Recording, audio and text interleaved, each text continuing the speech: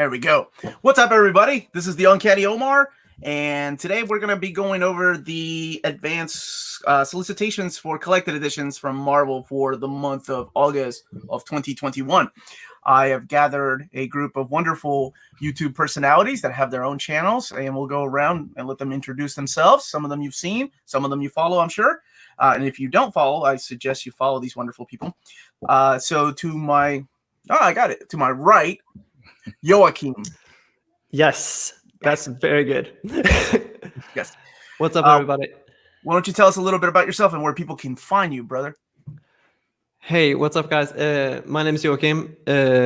I have a comic book channel called Joakim Comic Center. I am a Swedish comic book collector, recently turned minimalist, and I try to do a little new stuff now with my channel, just trying to talk more about the habits and routines around the collecting, more so than maybe the material stuff of adding in new books. I mean, there's a lot of great channels out for that, but I try to give something back by make some videos on some routines and how to manage this comic book hobby. So yeah, Joakim Comic Center, all around, Instagram, all that stuff. Cool. Thank you for being here, man. The untimely Omar strikes. Really? It's a minute, man. You know, college professors get what, 15 minutes if they have like a PhD, something like that. It's 5 minutes for a regular professor. I think it's 10 minutes if you're tenured. Okay, something like that. Consider me a regular professor, dude. So give me 2 minutes. 2 minutes leeway. And down there, that's BJ Kicks. What's up, buddy? Thanks for joining me, man. What's up? Thanks for having me. I've got my tribute behind me there. You do. Let me see. We're gonna keep this Mr. Omar thing going. What you call it, Mr. Omar? Thanks, Maddogg. I appreciate that. Right. So, what's up, guys? I am BJ Kicks. I buy comics, I read them, and I review them, all for your viewing pleasure. That's my thing. I've been on YouTube 6 months now, but I've been in comics for about 2 years, and I just like comics. I like to share my collection. I like to share things I'm getting in. I have a show where I do my weekly pull list where you have to try to stick to a budget of $50 a week for single issues, and that's always fun. But yeah, on my channel, you'll find unboxings and reviews and haul videos and fun hangouts and stuff like that too. But I'm super grateful for Omar inviting me on. You know what? I'm going to go ahead. So I told Omar that I was going to save the tearjerker story for the live. So now here we are. Okay. You did. You warned me ahead of time. I did. Omar, do you remember my first cameo appearance on your channel? You have any idea when it was? No, I don't. I'm sorry, man. I feel no. bad. I don't expect you to keep up with all this type of stuff. Okay. So I started my channel. I uploaded my first video on the 7th of November. Okay. About a week later, you did your 30,000 subscriber celebration. Yes. And I was like, I sent you a super chat and I was like, oh, you inspired me to start a channel. I hope I hit 30,000 one day. Oh, okay. Yeah. And now here we are, all full circle and whatnot. Cool. You gonna super chat me again? Yeah, I'll send you one. I'll send you one when we get off.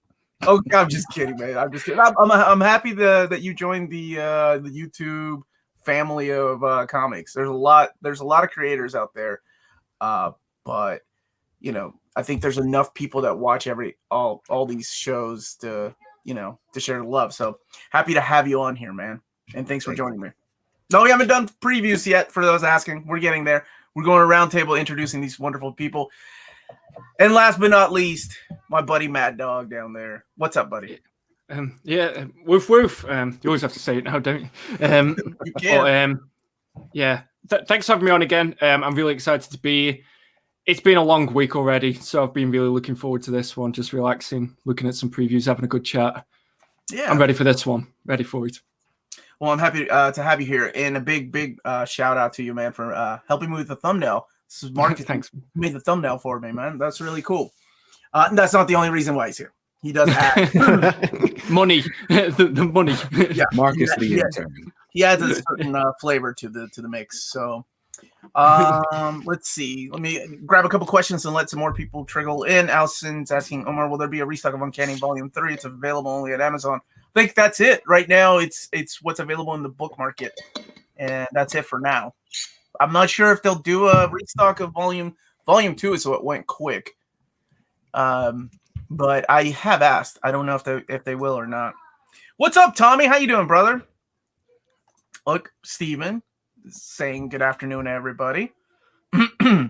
Well, Greg Arlou, 267 watching, 77 likes. Smash that like button. Thank you. Oh, I need smash the like. Oh, we already have. Okay. Omar Strong Vader. Yeah, those guys are the worst. So, yeah, we're going to be talking about some books that are solicited for August. And if you're not familiar with that terminology, it means that these books will be in the Diamond Previews August solicitations. And, of course, that will change in, I believe, October when we get into the PRH, the Penguin Random House solicitations. And so I think that this will still look the same, but it will be now Penguin Random House instead of Diamond Comics that will be doing solicits for Marvel. But this is an advanced look. This will be available everywhere here in about a week or so. It's usually when we get them. So, and just because a book is solicited for August does not mean it's coming out in August. Usually that means for comics, they usually come out in August, sometimes trade paperbacks. But you'll be seeing a mix here. You'll see books that are solicited for August but are actually coming out in October, September, December. There's a couple of omnis that are coming out. So we're going to be looking at prices, and we're going to be looking at covers and, of course, the content, the finalized content. So that's where we are. So if everybody's ready, we'll go ahead and get started. Let's do this. Let's go ahead. All right. Let me share camera. And everybody, please let me know if that doesn't work. Give me 1 second. Excuse me. Ain't touching the solicits. Give me a second. So where's everyone? I'm good, thank you. How are you? Yeah. Like I said, it's been such. Do you ever have one of those weeks where it gets longer the more into the week you get? Like, It's Wednesday. Yeah, and I've been saying that since Monday. Like every day, I've just been like, "Oh my god, this weekend's over." And then the worst bit is at the end of the week, there's just another week. This week has been wild. That's too bad, man. There's a gas shortage where I am right now. Yeah, I've heard about that. There's supposed to be a gas shortage here too, which is crazy. Yeah, I'm lucky I got gas. We went to visit my daughter at the hospital. We left at like midnight the other night, so I got gas then. So I'm on full, but like every gas station anywhere near me, they're all out. So I won't be driving away from this live stream. Yeah, it's gonna be crazy. It's gonna be like the toilet paper shortage of 2020. All right, so kicking off, let me know if this is okay, if this is big enough for those people that are watching. I know sometimes people have a hard time seeing the content, but here we have the What If Volume 2. This is the original Marvel series, and this has 3 covers, 2 of them being the direct market covers. So we have the John Romita Jr., the Bob Layton covers. Those are the direct market covers. And then the Bob Budiansky cover, the Wolverine and Hulk. That one is the standard edition cover. So bigger, really? Okay. There. Is that big enough? Yeah. Okay, that's big enough. Someone said it's big enough, Omar. Don't be insecure. I'm not insecure. Thanks. That joke always comes up. But here we have What If 23 to 47, wrapping up the classic years of What If. So collecting issues 23 to 47, $125, 1,024 pages. So Decent. those are classics. I hope they one day do the 90s series. So here's Howard the Duck by Chip Sadarsky. Chip Zdarsky's Omnibus, Howard the Duck. And this one here has an interesting price point. $60. That's mad. What? It's $60. It's 424 pages. Oh. But I mean, I don't know if it's the content. I'm really not sure because, we've seen books with less pages be priced at $100, I'm not giving Marvel any ideas. I'm just saying, I wonder why this one here in particular is $60. It's like 13 issues, right? Yeah, because we've seen, like, remember Young Avengers, like the classic Gillen Yeah. run? That was $75. And I think the new printing, I think is $100, but yeah, $60. Collecting Howard the Duck, the miniseries 1 through 5, and then the 2015 1 through 11, Unbeatable Squirrel Girl number 6, and then material from War Scrolls 1. Pretty cool. And then finally here is the X-Men by Jonathan Hickman Omnibus. So this is something that I announced a couple of months ago as an oversized hardcover. And what they ended up doing, originally it was supposed to be issues just 1 and 11. And what they did was very similar to what they did with Absolute Carnage. It started as an oversized hardcover. They just kept adding things. And then by the end, they were like, you know what? Just throw it all in there. So we're getting issues 1 through 11. And then, of course, skipping the Sword of X of Swords, 10 of Swords storyline. And then jumping to issue 16 to 21. 21 being his final issue on X-Men. And then collecting the giant size issues, which are freak. That Phantom X issue is awesome. And then material from Incoming number 1. 656 pages, retailing for $75. For an X-Men omnibus, that's a That cheap has to price be point. So like the X-Men tax normally means at least 100. That's what I was thinking when I was keeping quiet. I'm like, well, maybe, all right. Maybe this is on purpose. This is the first X-Men Omnibus that's below 100, right? Yes. Yeah. Mm-hmm. Joss Whedon's Astonishing X-Men was 75, the first printing, and then the new printing was $100. So that's kind of crazy, honestly. But hey, by the way, 2 covers. You have the gorgeous Russell Dodderman cover, and there's nothing wrong with the Lionel Francis Yu cover at all. It's great. But I'm just a big fan of, ladies and Russell Dodderman. I think I'm going with the standard this time. That was my favorite. That was one of my favorite covers that I picked up in singles. This one here? I think that's the cover for issue 10. I love that cover. It is a good cover. I like Lionel Francis Yu. I like all the Star Jammers being in there. Some of the kids from the Wolverine and the X-Men. Yeah, nice. All right. And one of my favorite reprints coming in, one of my favorite X-Men stories, X-Men the Mutant Massacre Omnibus. Here's something funny about this. Okay, so here's the standard edition cover by John Romita Jr. And for those that are probably familiar with the story or the cover to issue 210, Wolverine's cigar has been removed, just like the cigar was removed from the cover of the new printing or the first printing of the omnibus. It's not removed from the inside of the book, though. What's funny is when I did the solicitation, I made the mistake. I got the wrong image. It wasn't supposed to be this one here, the 213, the cover to 213, which is one of my favorite covers of all time. It was supposed to be this, and then the cover again to the Mutant Massacre, the one with the new colors, with the first printing, the red colors. And then David was like, you know what? Keep it. Keep it. Don't worry about it. So that's how this came to be as the direct market cover. So you're welcome if you like Alan Davis and that cover, which I love. That's such an awesome cover. So yeah, we almost got this as the direct market cover, and then the standard edition cover was going to be the first printing of the omnibus. $125, 952 pages, collecting the exact same material that the original omnibus came out with. Now, there was some confusion. I've been asked questions like, are they adding issues to this?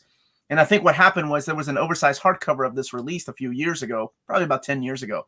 And then an omnibus came out last year. Or I'm sorry, 2 or 3 years ago. So, yeah, it went out of print quick, and they reprinted it. The omnibus, of course, has more issues than that oversized hardcover. The oversized hardcover just had the X Factor issues and then the Uncanny X-Men issues. And this has everything, including the 2 miniseries, which is the aftermath of the Mutant Massacre. Have any of you read this? No. Years ago. No. When it's Every omnibus I buy is me reading a story for the first time. I had the first hardcover that you spoke about 10 years ago. I had that and Follow the Mutants. Yeah. And then I had sell them for driving lessons. So that's why I'm really glad that they're all coming out for omnibuses now. But I remember reading this and not really knowing the majority of the X-Men. It's like I read like Astonishing X-Men and then this. And I was confused, but I had a good time, which is like the motto for near enough everything I do at the minute, if I'm honest. It's one of my favorite stories. It's known as the very first X-Men crossover, even though it's not really a crossover because each of the comics are standalone. Like you can read X-Factor separately than X-Men. X-Factor's like they don't even know they're in the same sewer as the X-Men. Only Wolverine catches a sniff of Jean. Don't take that out of context, please.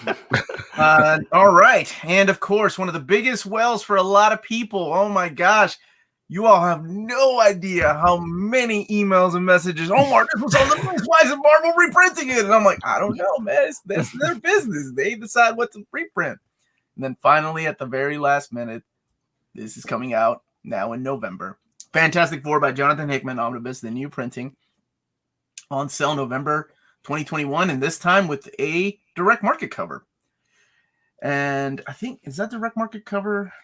That looks like, oh man, Alan Davis, I think, did that cover. And Alan Davis did this cover too.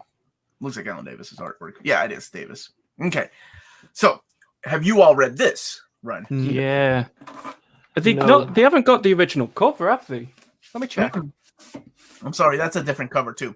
The original cover has, I think it's it's that one. Here, highlight it. Let me highlight you. Yeah. I've got some of this in. It's Mark Bagley, right? On the original cover, I think that's also Alan Davis. Let me see it again, Marcus. The faces sort of looked like Bagley's. I think that's Davis. It looks like him. Do you want me to see if it says? You should know, man. He's like a British artist. You should know. It's me. I'm just ignorant on artists. I'm gonna message him. We all know each other. Oh, you guys know each other. Liar. I just must say, finally something that I actually want and am going to pre-order, because I was thinking about this a little bit. Why did he bring on the minimalist that's telling everybody to read their books and sell them off after doing so? But yeah, this is something that I've actually been looking forward for months now, or since whenever you solicited, this was going to happen nonetheless.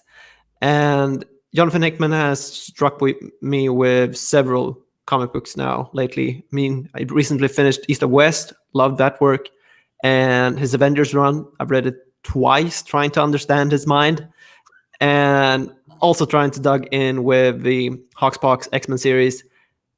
Didn't quite get it because I'm not that into X-Men, but this I'm very much interested in.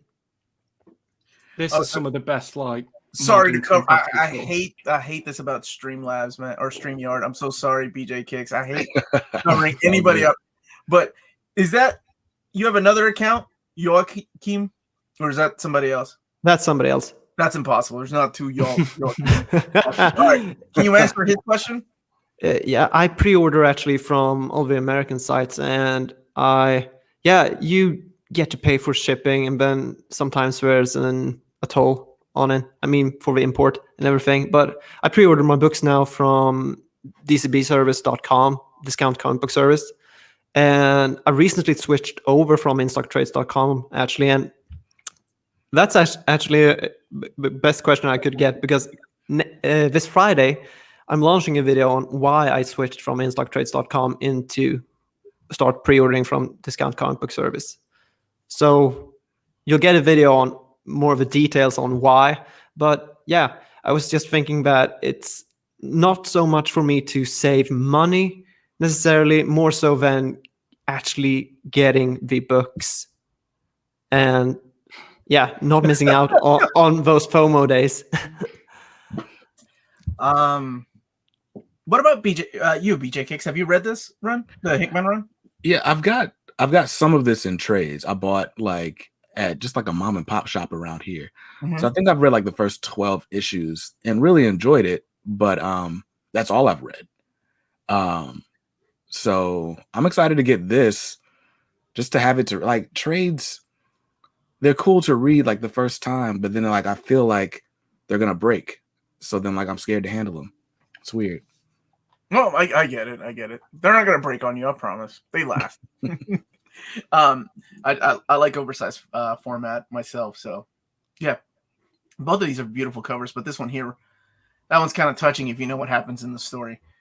All right, and here it is. Captain America Lives. Somebody was asking about this earlier. The third Captain America and Ed Brubaker's run, now with a variant cover for the direct market, staying at the price of $75. 560 pages, collecting Captain America 43 to 50. Spoilers on that title, though. Sorry, guys. There's nothing I can do about that. And then going back to the original volume number of 600 to 601, and then the miniseries Captain America Reborn 1 through 6, and Captain America Reborn Digital Prologue. So here it is. For all the people asking me, are they going to reprint the Trial of Captain America and the Winter Soldier Omnibus? I don't know, but those are still a little easier to get. So my suggestion is to get them while you can, because I really don't know if they're going to go further. This is all I know so far. This is John Cassidy here, and of course, this is Alex Ross on the cover up here, coming out in November. And yeah, 560 pages, $75. And one that I was so happy to announce, because this is another one on our list from last year, but it is Wolverine and the X-Men by Jason Aaron Omnibus.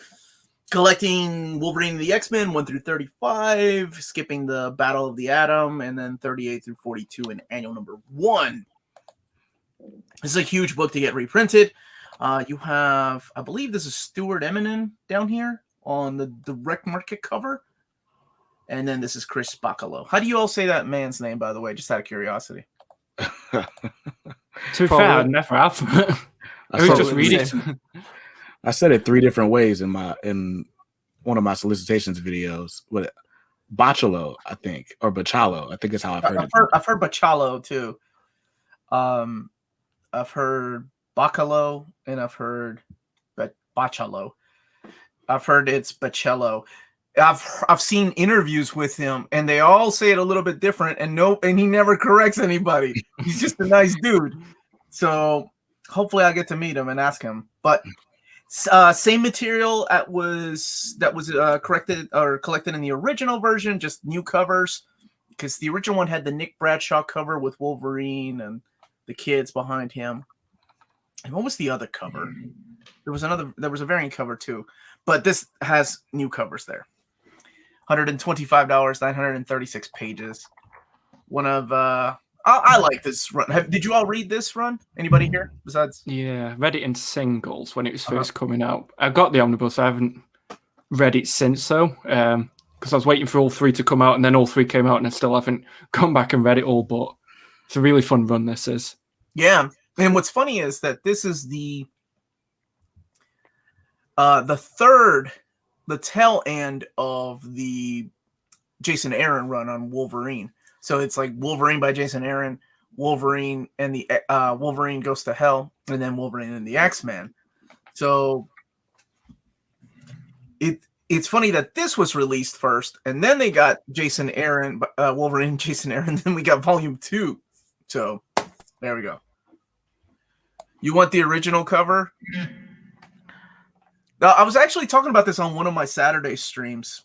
There's a certain term for this, and I cannot remember the terminology, but it's when you want something because it's not accessible anymore. And it's not FOMO. It's nothing bad. I do the same thing too. Like I did it with variant covers. Like I think it was House of M that was the first time I thought about that. Like I didn't want the Ezad Ribic cover. I wanted the Joe Quesada cover. And I was like, wait, now is that only because I can't get it or because I really like it? I don't know. But there is a term for that, and I cannot remember what it is. In marketing, we call that the scarcity principle. Variant covers, right? Which is scarce as they come, I guess. But the cover, I mean, it really just matters with 10 seconds in between you taking out the book from the bookshelf and sitting down with it. I mean, that's what time, unless you make a review video on it, that you're gonna actually see the cover.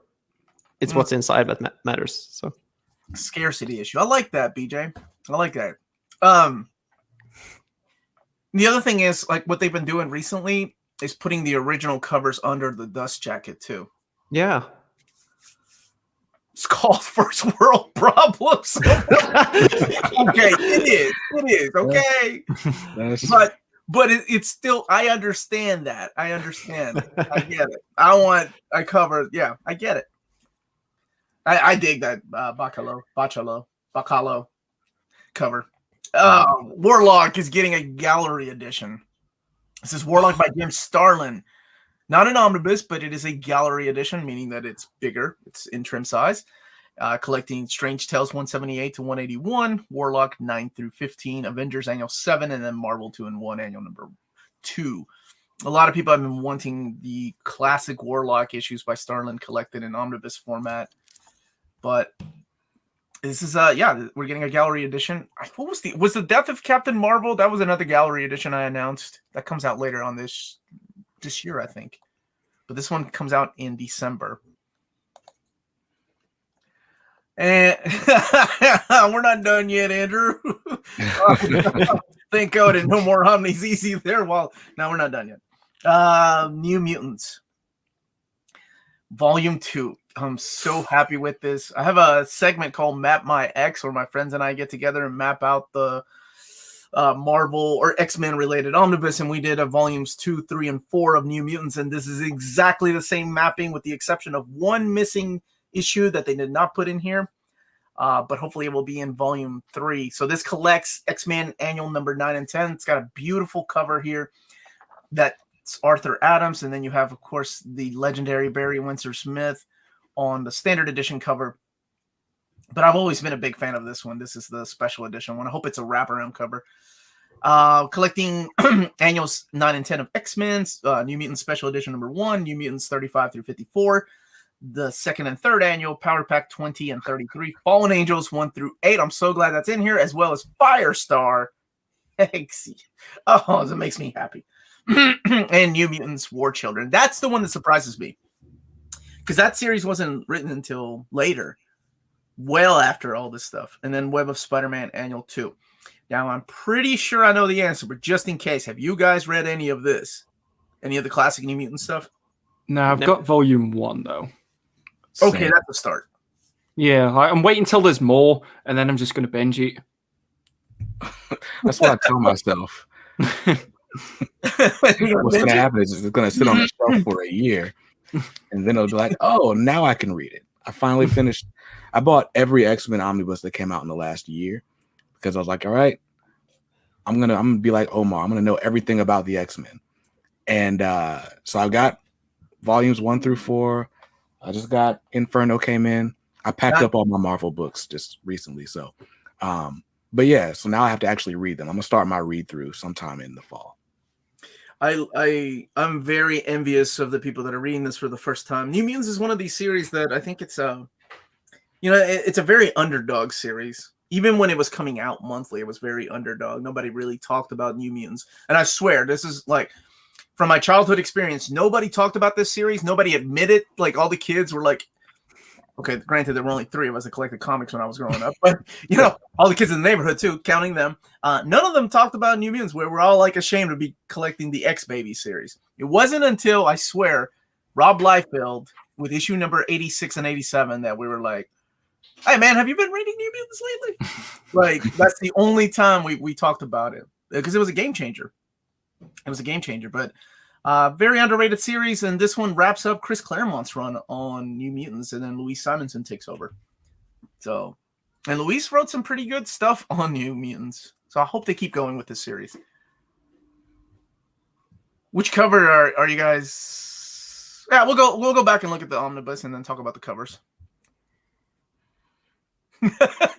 Or think we're old. If none of these young guys have read this, don't remind me, Brian. My back reminds me of how old I am all the time. Iron Man. Marvel Masterworks, for you Marvel Masterworks people. Invisible Iron Man number 14. 129 and 144, 336 pages, $75. This is the cream of the crop when it comes to collected editions. We're getting into the Bob Layton years and the David Michelinie stuff. Awesome. Of course, we're not done yet because we also have Fantastic. This is John Byrne era, man. Fantastic Four, Volume 23. So issues 251 to 257, Annual 17, Avengers 233, and The Thing number 2. 344 pages, $75. Do any of you collect Marvel Masterworks? That's too much. That's a big note. I admire the format, but no. Mm-hmm. Because if I buy something, I want all of that thing. There's like 300 Marvel Masterworks, more than that now. And then it's like they don't look as good on the shelf, in my opinion, as the Omnis. But also, I'm not going to go buy 300 books. I can't. So, and when these go out of print, they become really expensive too. They hardly reprint them. So, I understand. I sold all mine off a few years ago because I got into the omnibus format. So, I was I kind of missed some. And then I'm going to go down the rabbit hole of getting them again. It's the problem if I go down that road. But there are things that are only available in Marvel Masterworks format, like Spider-Woman. And I take it back. Things that are only available in Masterworks format in color in the true way that they were originally released. Because we just have some of the Marvel Essentials, which were the big, thick phone books that were in black and white. Yeah. The production, and Lee is 100% right. There's better reproduction in the Marvel Masterworks than the Omnis, 100%. So much so that they're borrowing the new masters for the reprint of the Jack Kirby, Stan Lee Fantastic Four Omnibus Volume 2. It's going to have the new masters. So the artwork is going to be clearer and crisper for those people that missed out on the original ones. You're not the only one waiting on that Extreme X-Men, baby. Me too. Me too. All right. And I don't think I've announced this one. I don't think I have. I can't keep up with my announcements. But there's Fantastic Four by Dan Slott, Volume 2. Collecting Fantastic Four number 12, and then the A story from number 12, and then 13 through 20, and the Yancey Street and Negative Zone one-shots. So that looks like Nick Bradshaw on the cover. Yeah, Nick Bradshaw. Now, this is a series I've only been reading in trade paperback format, and I just read issue 26. How is it? It's got its ups and downs. Like at the beginning, it gave me a little bit of hope. Honestly, when you read that Marvel, what was it, 2-in-1 by Chip Sadarsky, you really think, man, they should have given Chip Sadarsky the run of Fantastic Four because he was like ready for it because he brought back the Thing and the Human Torch. In this, it has its ups and downs, but issue 26 kind of made me mad. And anybody that's read it probably knows why. Well, Mark Brooks is on covers starting with 25, and all of the covers are amazing. Gorgeous. Right. Okay, thank you, Punker Jess. You did announce FF by Slot 2. Dan Slot found out about this book on Twitter via your solicitor. Okay, so, thank you for reminding me. I guess me and Dan Slot are getting old. I know what did I announce this one? I don't think I announced this one. Venom by Donny Cates, Volume 3, hardcover. Collecting Venom 26 through 35, and Free Comic Book Day 2020, Spider-Man Venom. Now, I know you all are reading this, right? Yeah. Yes. Isn't it coming to an end as well soon? Yeah, his 35 is the last one. I thought it was going back to original numbering. I thought it was going to be Venom 200. I swear I've read that somewhere. Yeah, I think it's supposed to be another one. Yeah, no, issue 35 is 200 in legacy numbering. Oh, that's what it is. Yeah, thank you. Oh, okay. I thought it would have just said 200. Yeah. Cool. So this wraps up his run. And I'm sure I'm going to be asked, when's that omnibus coming? Now, David did hint at a King in Black omnibus in 2021. So he did mention that on Saturday. I feel like there's enough tie-ins for 2 volumes of that one. That one's huge, man. All right, let's get into some X-Men stuff. All right, X-Men Hellfire Gala, the Red Carpet Collection hardcover by Pepe Larraz. So this collects all the X-Men Hellfire Gala storyline, X-Men 21, Marauders 21, Excalibur 21, X-Force 20, New Mutants 19, X-Factor 10. That was a big issue. Hellions 12, Sword number 6, Way of X3, X-Corp 2, Wolverine 13, and Planet Size X-Men 1 in the Hellfire Guide. 352 pages, $75. There's that X tax we were talking about earlier. Which, like I said, Jonathan Hickman's. Well, so here's the cover. Nice. This is the cover, Cool the cover. hardcover. Now, one thing that they're going to do, though, is also release the X-Men Hellfire Gala trade paperback edition. However, this collects not that many issues. This collects, I think, half of the issues, like Marauder 21, Planet Size 1. It's like a third of it. I mean, 120 pages. Yeah. Well, the other stuff has the extras too. So okay. Mm-hmm. So I've heard Planet Size X-Men is supposed to be awesome. I just saw that today. Like somebody was saying that it's like the best thing that they've read in a long time. Wolverine, Benjamin Piercy. Percy. Say it again. Percy. I would say That's Percy. like a British face name. Yeah, Is it not? It's not just Percy. Yeah, it's Percy. I think so too. You guys are saying two different words. Benjamin Percy. Percy. All right. Benjamin Percy. Got it. So 144 pages, $15.99. Collecting Wolverine 8 through 12. And Sword is getting the first trade paperback. This is by Al Ewing, collecting Sword 1 through 5.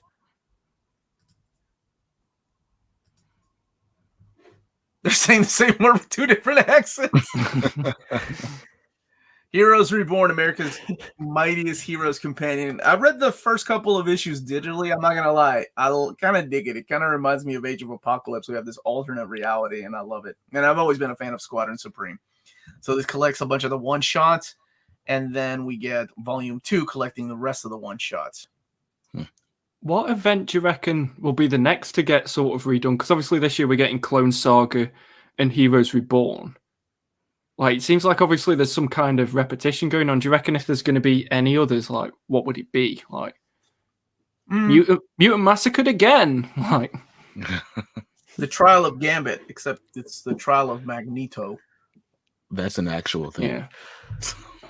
Yeah, I'm not kidding. It's an actual thing. Maybe, what was it, Onslaught? I don't know.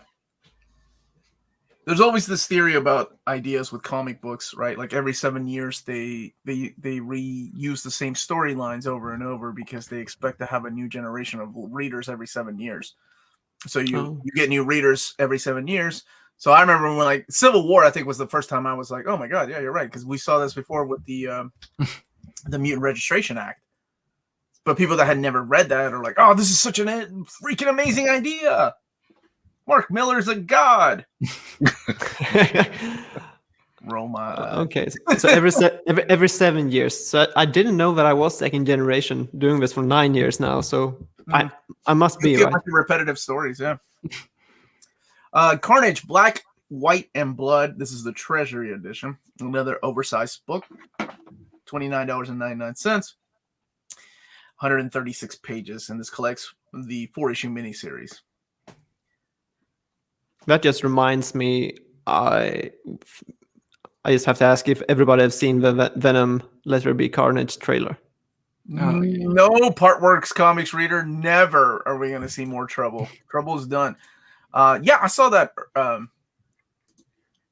guess happy for those that like Venom. That's cool. Yeah. Thought it was whatever. Eternals Volume 1. Did you guys like it? Are you guys excited for Venom 2? Let There Be Carnage? I'm excited. My wife loved Venom 1. I have yet to watch it all the way through. Like, my man. So once again, I'm the only one excited for a movie. I'm used to this format. Yeah, it was whatever. I tell you what, it surprised me that a lot of people loved it. A lot of people loved it. My wife likes a lot of comic book related media, but she doesn't read comics. I think she can enjoy it a lot more because she doesn't have any reference points messing with her. Like, True. he just sees them as movies. Mhm. But for me, I'm like, that's not like this, and why would they do? I can't enjoy it. I've learned to separate the mediums, and I'm okay with that. But even then, it was whatever. Omar, I don't know if you talked about this, but what happened to the Predator Omnibus? That will be resolicited later. It's not canceled. I haven't talked about it. I mean, when people ask me, I mention it, but I haven't officially talked about it. It's up to Marvel to resolicit it. So, and it's not just the omnibus; it's the covers, it's the Predator comic, whatever it is. But rest assured, it's not canceled. It will come back. So we have Eternals. This is the new Kieran Gillen series. I read the first 2 issues, and I dig it. I like Kieran Gillen is my dude, though. I love the things that he's written. So this collects the first 6 issues of that, and it's got artwork by Esad Ribic. It's a nice cover. Movie coming out. Yeah, we knew it was coming. Hopefully, we get to see some oversized hardcovers of those later. Speaking of aliens, whoa, that artwork! Nice. Salvador La Roca? The one on the left doesn't look like him. Okay, so it is Salvador La Roca, and then the cover is in Hugh Lee. Man, it looks nice. Philip Kennedy Johnson. So collecting the first 6 issues. Somebody told me that I need to read the first issue. That they loved it. Yeah, I heard great things about issue 1. Is this $75 book the only hardcover for Hellfire? Yes, it's all in one, Mr. Crocker. I'm recently rewatching this Alien series, the good ones at least. But I mean, and that cover, come on. I'm actually interested in picking this up. I'm enjoying the classics right now. The omnibus that comes out later this month, because it's stuff that I haven't read in over 2 decades, almost 3 decades, and it's so fun. Omar, how do you feel this run? How's it going, Brown Coat Reviews? How do you feel this run of Eternals compares to the Neil Gaiman and Jack Kirby? I wasn't the biggest fan of the Neil Gaiman stuff, and Jack Kirby's Eternals really felt like Jack Kirby was writing a story like set in a corner of a universe that did not really connect to the Marvel universe until editors got involved and like, hey, you know what we need? We need Iron Man in this book. Yeah, let's make that happen. And sadly, it didn't go the way that he wanted it to go. I think this is more interconnected with the comic books, but it still feels separate than everything else. I really enjoyed it. At least the first 2 issues. I haven't read issues 3 to 6. It could all fall apart afterwards. Love that cover. Joe Kelly and Chris Baccalo. What is this? Is this Nonstop? Yeah, Nonstop Spider-Man Volume 1. Big brain play. So collecting the first 5 issues with Nonstop Spider-Man. With this cover here by David Finch. So that was a 5-issue miniseries, right? Yeah. Chip Sadarsky and Pasquale Ferry. Oh, this is the Spider Shadow. So this is the What If Spider-Man Became Venom? Spider-Man, Spider Shadow 1 through 5. Collecting all 5 issues of that mini. It's an interesting cover. Has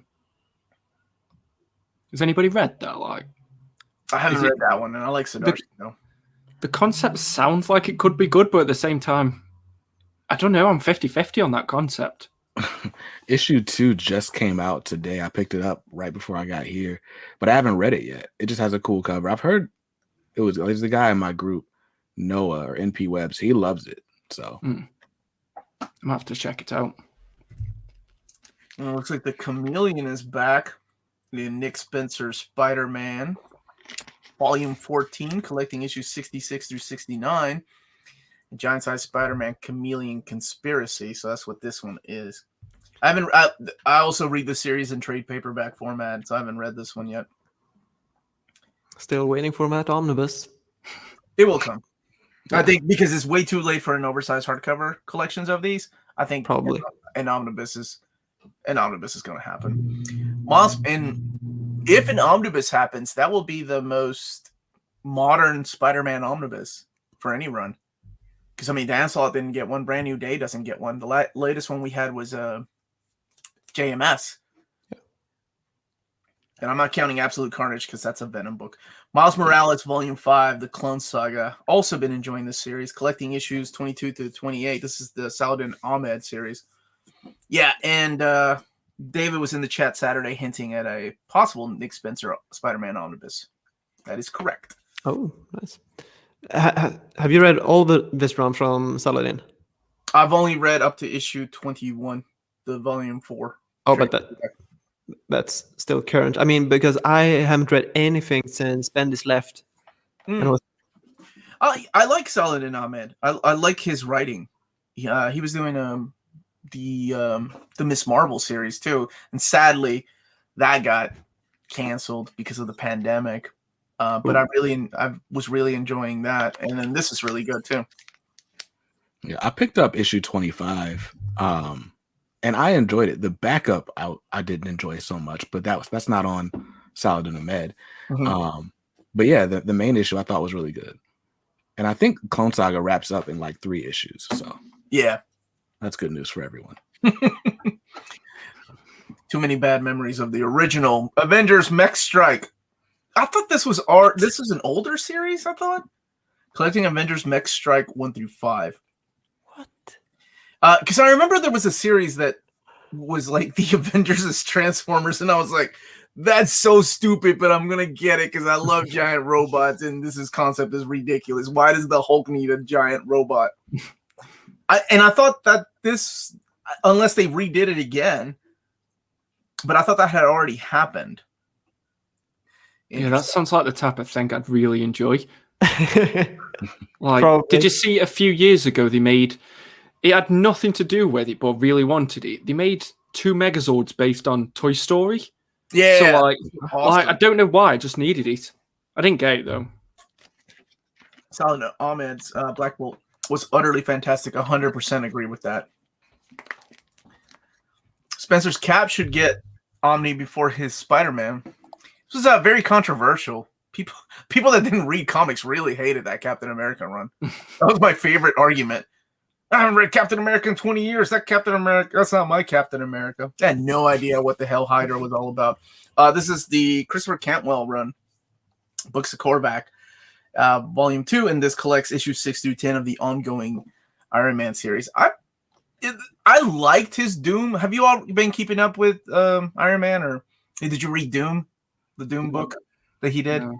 I really like Doom. Doom on a bear. That's all I'm going to say. That should sell you on that book. Me and Marcus is just waiting on that Matt Fraction Iron Man Omnibus instead. Yeah. I'm sure that will happen. Once we run out of everything else Iron Man, sure.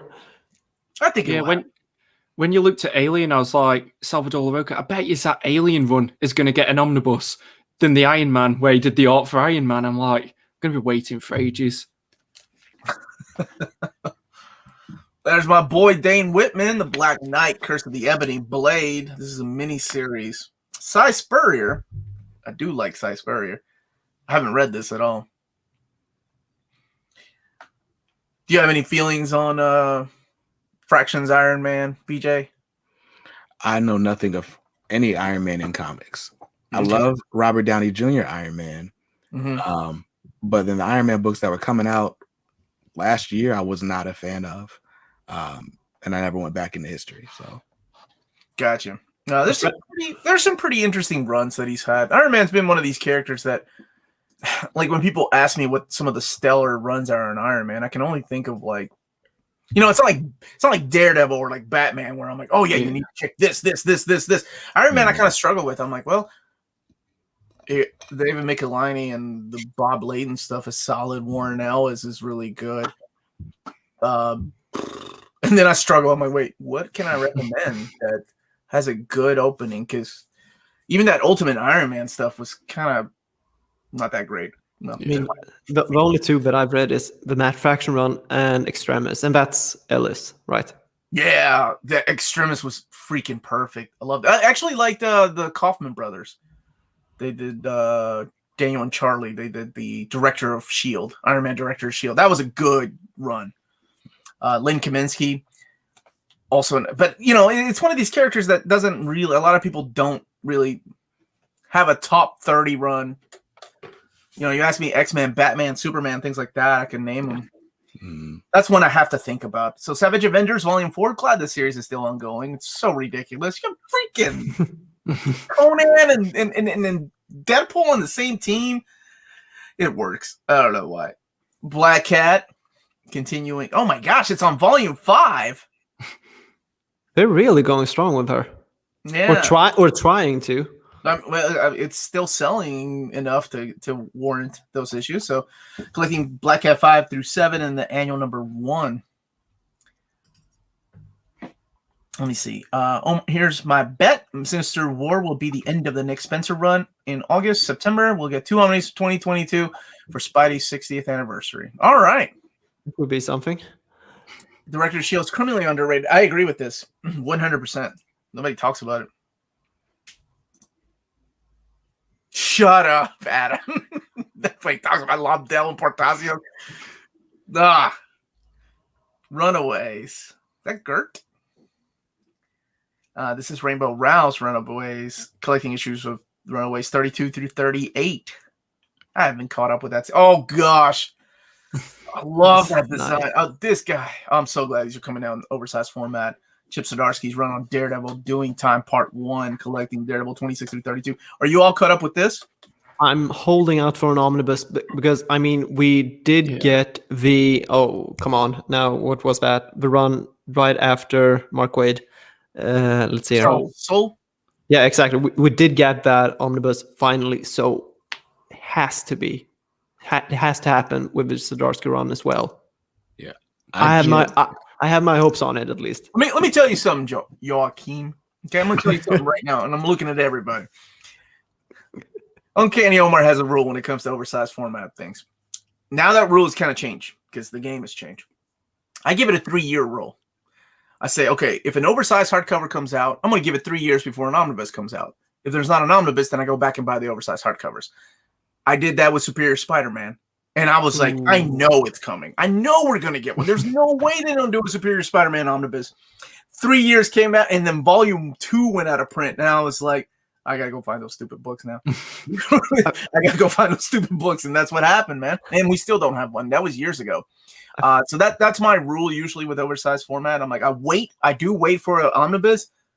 But if one doesn't come out in 3 years, and I may change that time now because of the way things are, I'll go back and buy the oversized hardcovers, and then they'll announce the omnibus, which I'm fine with. Whatever. Still waiting. That's a good rule. So. I just got the Daredevil Volume 1. It just came to me like last week. But I pre-ordered it like a year ago. It was forever ago. It feels like. Which Volume 1 of which run? The Sadarsky Volume 1, the hardcover. It came out last month, I think. Is Sadarsky's Daredevil a good starting on point? I'll speak for my wife. She's upstairs right now, but she could tell you that was her first Daredevil, and she loved it. Like, she had never read any Daredevil before then, and she loved it. She reviewed it on the channel. Her and Chip Zdarsky are best friends now. Like, she really liked that book, man. So that's I don't know. Have you all? What do you all think? If you've read it, is it new reader friendly? I've read the first couple of issues and I thought it was, but it's sometimes difficult because I'm like, I'm not a new reader. Do you know what I mean? So I think I trust Melanie more than me on that one. Okay, fair enough. Fair enough. It'll be my first Daredevil when I crack it open. So. Oh, for real? Well, then I'd love to know your thoughts too. Yeah, I'll do a review. I'm curious to see what people think about it, because to me, like, I'm coming at it from I don't want to say a veteran's perspective, but a guy that has read a lot of Daredevil over the years, and I read that, and it's, oh man, Matt's older and he's complaining about the same things I'm complaining about, like my knee hurts and things like it's really cool. Like, I take on that. Mr. Crocker says, BJ Kicks, I love your voice. Hey, now. I appreciate it. What's up, Tushar? How you doing, buddy? Thank you for the super chat. Is King and Black Omnibus announced, or will it be announced? It wasn't officially announced, but David hinted at it on Saturday. So take that as you will. But he did say it's not an announcement, or it's not official until I put the suit on. So there, you can take that as you will. I'll make him remember, though, because sometimes he forgets what he says. I'm 28 and my knee hurts. Right. Veterans, it goes, oh, now a comic book veteran, don't take my words out of context, Brian. What I miss. I'm going to go back here in a minute. At this moment, though, I do want to remind everybody to hit that like button, please. It does help with our YouTube algorithm and our channel keep growing.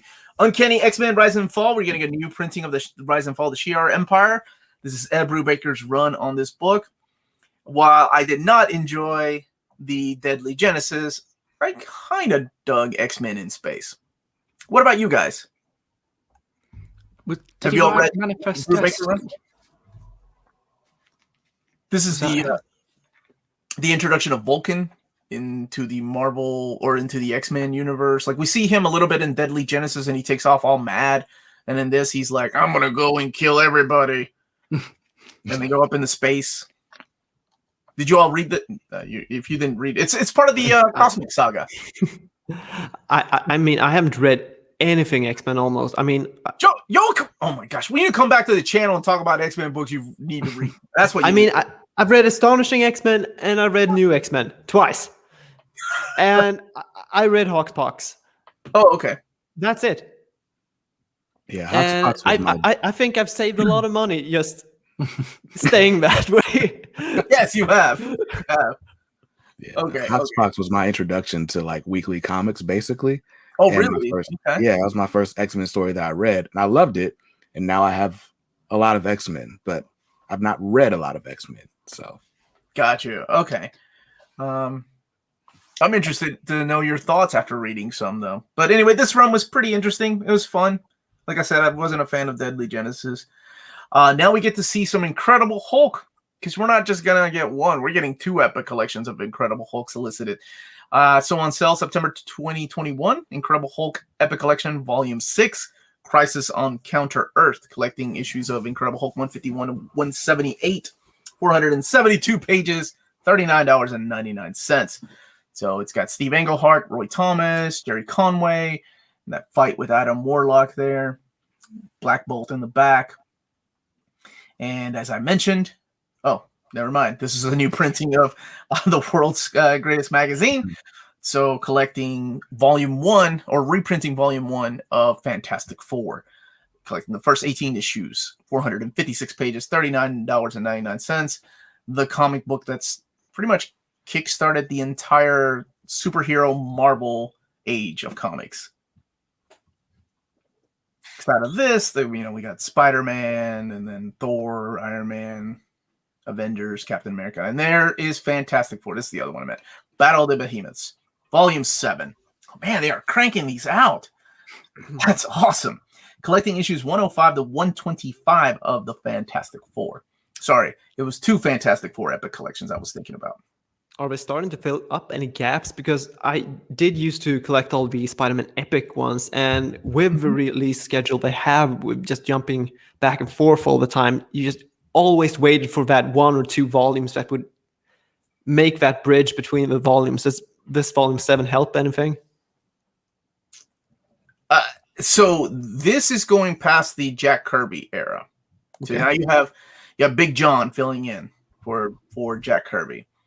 But it looks like they're consistent, because we got Volume 6, I think, came out a couple of months ago.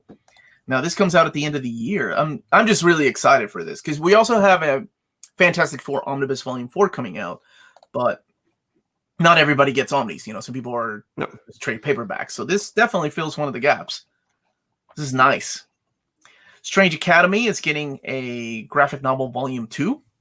The first one sold out, by the way.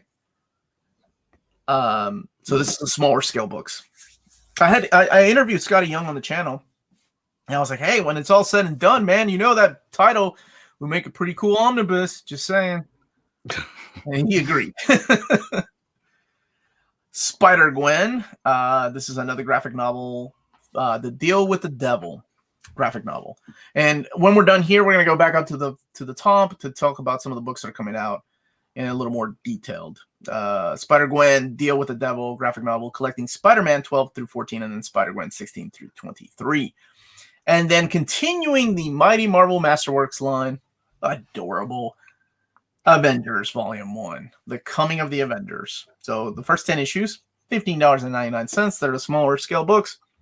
Okay. And this is 240 pages. Omar, is this getting another size other than graphic novels, or should I just buy the graphic novels? All I know so far is that you're talking about the Strange Academy, is that it's just graphic novel format right now. That's it.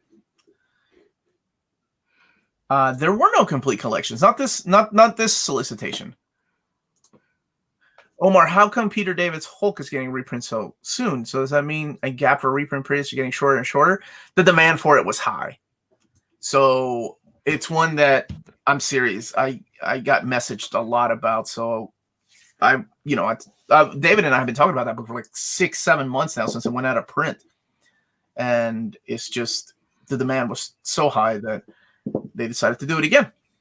So very cool for the people that missed out on it. And then Peter David's running.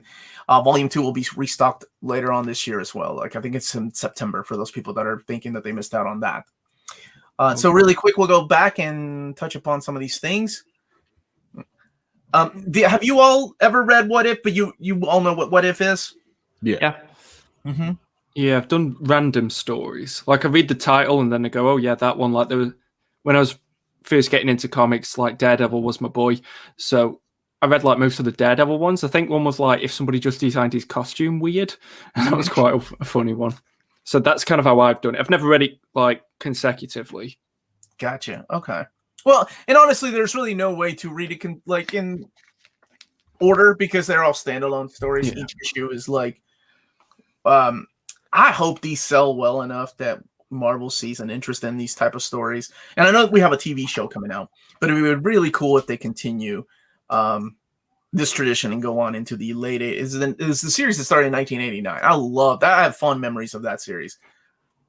Well, you know, the Spider-Man Spider's Shadow, it's got a What If badge on it. Like they're doing like they're like making What If like the new Black Label, I guess. I don't know. Like but they're telling like these 4-issue stories or these miniseries with under the guise of a What If storyline. So it's kind of coming back. So it's almost like a Elseworld label. Like these stories are taking place in another reality. Oh, that's kind of cool. I dig that. And I do like Chip Zdarsky, so I'm excited to read that. But out of curiosity, since I know you aren't really familiar with this series, which one of these speak to you as the cover, though, that you would, if you were to get this, which one do you like? Same thing, same question for the chat. By the way, I'll answer this while you all think about that. What doesn't Marvel just restock Peter David's Hulk Omnibus Volume 1? Why does it need to be resolicited? Because it went out of print, and officially out of print, meaning it's out of the catalog, meaning you can't order it from Diamond anymore. It has to have a new ISBN. That's why. That's a little it's a little confusing when it comes to what's out of stock and what's out of print. But the book is out of the catalog, meaning you can't reorder it through them. I love that Leighton cover, but I got to go with the standard, the Wolverine. Like that one's awesome. I would probably go for the white one. Is that Romita Jr. because it has so many characters, so it probably speaks for the whole book with all the what ifs that's inside it. Yep, I think that was one of the first. Like that's the Editors Month. I think What If Editors Month. What about you, Maddogg? Which one do you like? I think I was swaying to more towards the Leighton because it's sort of like a combination of what both the guys just said. Like, so you've got an array of characters on it, but then you've also got like iconic scenes. For me, I can't really. I know, obviously, I need to zoom in, but I can't see too much on that Romita Jr. one. There's almost too much there. How about yourself, Mr. Omar? Oh, dude. What if Wolverine killed the Hulk? Of course. All day, every day. All day, every day. I love it. Somebody was talking about the what if Professor X was Ghost Rider picture that they saw. What if when he's on a wheelchair?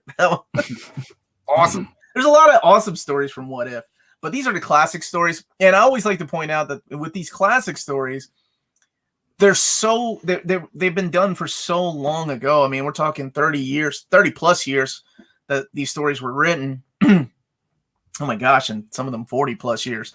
But a lot of them have come true. Like, what if Jane Foster was Thor? What if Conan was walking around in modern time? A lot of these stories have happened, so it's pretty interesting. I mean, we've never had Dazzler as the Herald of Galactus, but you get the gist. Then we have the Howard the Duck. I do. Trad Moore is one of my favorite artists, and I know Quinones is a wonderful artist, but that Trad Moore cover is so ridiculous. I love it. And this series was pretty fun. I like this series. I mean, for that price, like, I'm gonna buy it anyway. Yeah, $60, 424 pages. Yeah. What if my wallet never found near mint condition? I wouldn't have crippling debt. I'm sorry. No love for the Watcher. Hey, the Fat Watcher just doesn't get me. The John Romita Jr. It's classic Wolverine versus Hulk for me. Do you all have a preference for this, or have you all read this series? I haven't read it just yet. I just love Spider-Man peeking through the window, so I got to go with the standard on that one. Cool. I just love the fat cat on the Moore cover, so probably that one. Yeah. Marcus, any thoughts on which cover? Now that you've pointed out there's a fat cat, I kind of like that one more. I couldn't really see it from where I was sitting, so I'm like, now that you pointed it out, I'm going to not say that one. But before you said that, I was leaning towards the standard. I'll get both. It's that cheap. It's a funny series. It's definitely different than Steve Gerber's series, but it's still a funny series. So this is the one that we were talking about earlier, X-Men by Jonathan Hickman. Omnibus, 656 pages, $75. And Marcus pointed out that's unheard of for a X-Men omnibus. And I'm not trying to jinx it, but I also agree, because that does, for some reason, they forgot to include the X tax on that. But you know what? I'm not going to go on Instagram for a week if I'm just leaving. Marcus wants higher prices on X-Men omnibus. This is how you get canceled. But it's collecting Jonathan Hickman's run on just X-Men and the giant size stuff. It does not have his run on New Mutants. So yeah. And of course, the Mutant Massacre omnibus. This is the reprint. 952 pages, $125. Now, which cover for this? Oh, I got to go with the Uncanny Omar cover.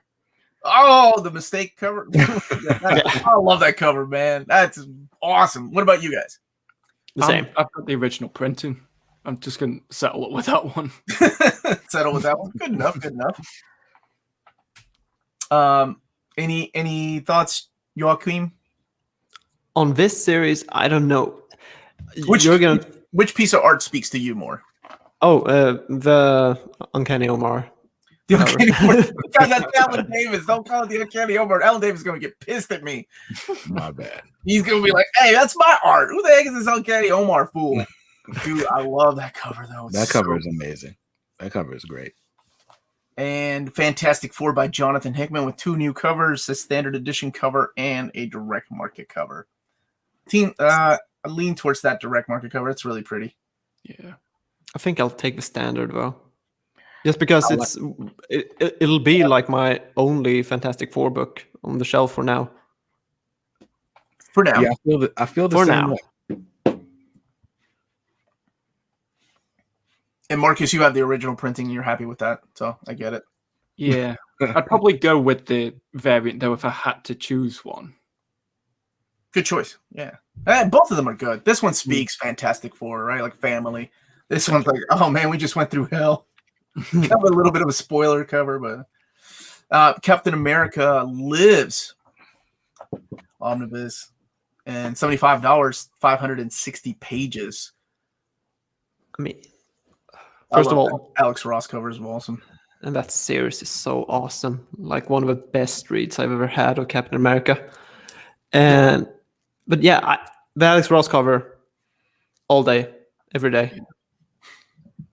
Solid. Yeah. The Alex Ross cover is amazing. I'm conflicted because I've bought the DM variant for all the rest of them. Oh, I feel like it's just it's just a weird thing in my head, but that Alex Ross cover is just great. Plus Falcon's on it. That DM variant of the first volume was solid, man. I really like that one. Like Me Cap too. over the shield. Holding the shield, yeah. That one's good. The thing is, though, do you know how obviously now the spines have got there's variant spines? I feel like with the solicits, they should show us the spines because sometimes that can sway me as well. Like Yeah, if the that spine's scares nice, me. I'm like, I need that spine more than I need that cover. So That scares me too. Recently, Yeah. pre-ordering the reprint of the Ultimate Spider-Man was so, and I wanted to have the Spidey with Venom on it, and I was just one of my friends told me that that spine's going to be purple, right? And I was like, no, you're lying. There's no evidence of that, but my Yeah, but OCD if it is- really kicked it. It really kicked in. No, I'm gonna ask David if I could get he always sends me the copies of the covers, the dust jacket. But I'm gonna ask if they could start putting the spines on the solicitations. But I think Thank you. sometimes the spine isn't decided until the last minute. Oh, So I think that's even scarier. yeah.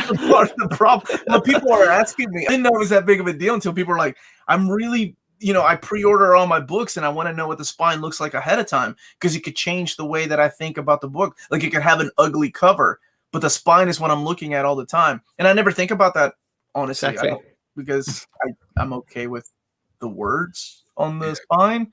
I don't really, but I get it, No, Comic Bound says everyone loves their Dazzler spines, and I definitely feel that. Like, Alfred, Jim Lee. I'd happily trade that spine. Is that Jim Lee? Oh god, Yeah, the Jim Lee X-Men one. yeah, that's awesome. Good. I'm glad they included. Dazzler has a huge fan following. Omar, a little off topic. Do you think Marvel will one day make 1 or 2 omnibus of the Dark Reign period? Collecting all those stories in this format would be great. Mapping that would be a lot of fun because that's kind of a nightmare since that wasn't really a crossover. That was what is it like a time period, right? Like the heroic age. So it doesn't really have a reading order, but it'd be fun to map. Dude, they changed the beautiful Wolverine spine in Jim Lee Claremont. Well, it depends on which cover you got. So the direct market, I think, was still Wolverine, and then the standard edition was Dazzler. If I'm not mistaken, maybe other way around. Wolverine and the X-Men, 936 pages, $125 here, both covers. You have the Stuart Eminem cover and then the Chris Baccalo cover. Out of this one, which one do you guys prefer? Yeah, I like the DM on that one. The whole team, Stuart Eminem. Marcus, Joakim? I've got the original printing, but Okay, well, if you have to go back in time, no, I know it's just they're both really good covers, so it's like Sophie's Choice. But, Sophie's Choice. I just really? like the Wolverine running. I love it. yeah, but like that's that. the spine of the original printing. So I'm like, am I just too familiar with it that I don't appreciate how great of a cover it is? I think I'd go DM as well. I think I'm with you on that one, BG. I think I want a variant, and actually, I'm considering pre-ordering this as well because Jason Aaron, the best thing I read from him was Scalped, so I have good history with him on that point, and I'm actually interested if this is a book that you actually can jump into and then write out of, if it's accessible in that way. Would you say that, Omar? It is. It is. I mean, all you got to know is that Cyclops and Wolverine are fighting.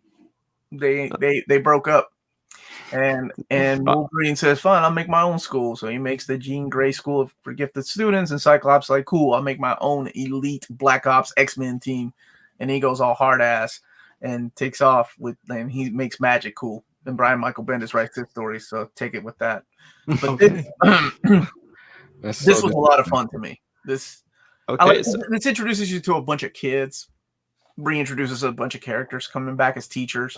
I enjoyed aspects. I enjoyed a lot of it. I'm seriously going to consider this to add more X-Men. It's good. It's a good series, and you don't need to have read Wolverine by Jason Aaron volumes 1 and 2 to enjoy this at all. Good. I did have a problem when I got that though. I was like, where do I put this in my collection? Does it go with Wolverine or does it go with X-Men? So that was the only thing that tripped me up. Because it is an X-Men title, right? It's an X-Men title, but I put it with Wolverine, Aaron. Yeah. Jim Starlin's Warlock is getting a gallery edition. That one's $50, and it is hardcover, but it's also a bigger trim size. And then New Mutants Omnibus Volume 2. Very excited for this one. Since none of you have any feelings towards this, which cover do you prefer?